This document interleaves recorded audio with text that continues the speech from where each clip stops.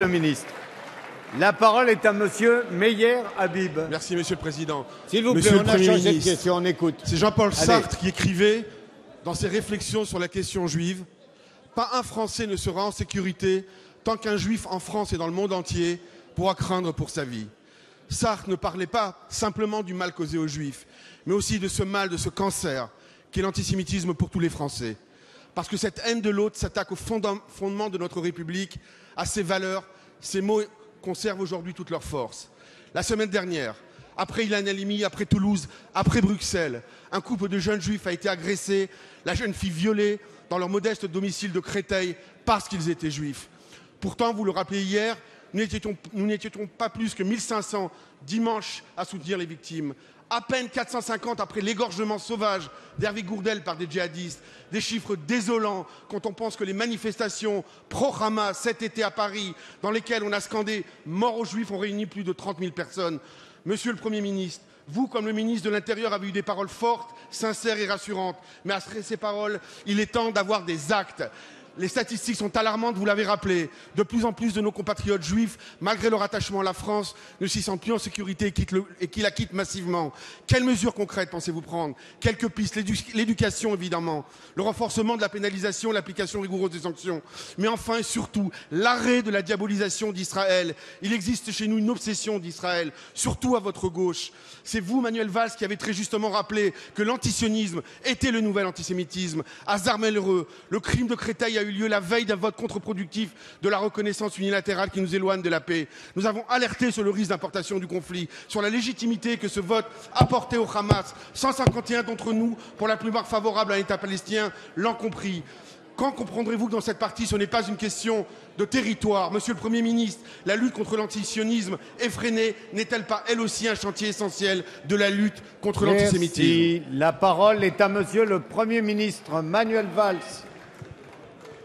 Monsieur le député, je comprends votre colère, votre passion, votre préoccupation. Je pense que nous pouvons tous nous retrouver non seulement autour de la condamnation sans équivoque de ce qui s'est passé encore la semaine dernière et en appeler à une mobilisation, non seulement celle qui est engagée des pouvoirs publics, mais je le rappelais hier, de toute la société. Oui, il y a du racisme, de la xénophobie, de la violence dans notre société. Oui, il y a un antisémitisme, cette vieille haine du juif qui a pris des proportions différentes. Elle existe à l'extrême droite, elle existe aussi, nous l'avons souvent dit à quelques-uns, dans nos quartiers populaires. Et ce qu'on appelle un nouvel antisémitisme est particulièrement préoccupant. Il se développe aujourd'hui sur Internet. Il est porté par des personnes qui viennent d'horizons divers et qui se retrouvent. Et donc il faut lutter avec la plus grande détermination contre ces appels au meurtre, parce qu'il s'agit d'appels au meurtre, cet antisionisme et qui, oui, se retrouve souvent dans la haine d'Israël et dans la haine du sionisme. Mais en même temps, et vraiment je vous en conjure, il y a la situation que nous connaissons. Et nous voyons bien combien certains cherchent à exploiter ce qui se passe au Proche-Orient.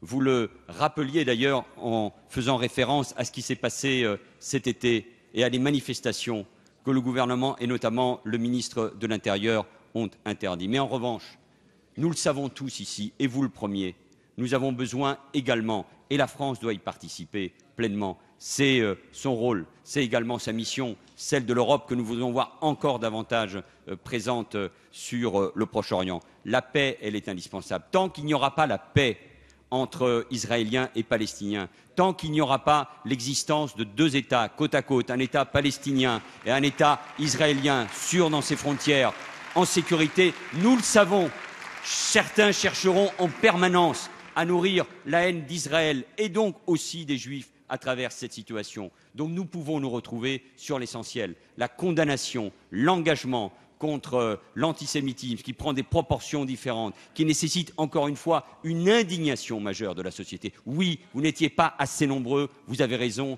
à Créteil, autour du député-maire Laurent Catala, autour du ministre de l'Intérieur, mais nous avons besoin ici, et vous êtes parlementaire, vous êtes parlementaire français, vous représentez nos compatriotes à l'étranger pour nous retrouver. Et c'est là où la France sera forte et fera entendre sa voix pour la paix et pour lutter contre l'antisémitisme. Merci, Monsieur le Premier ministre.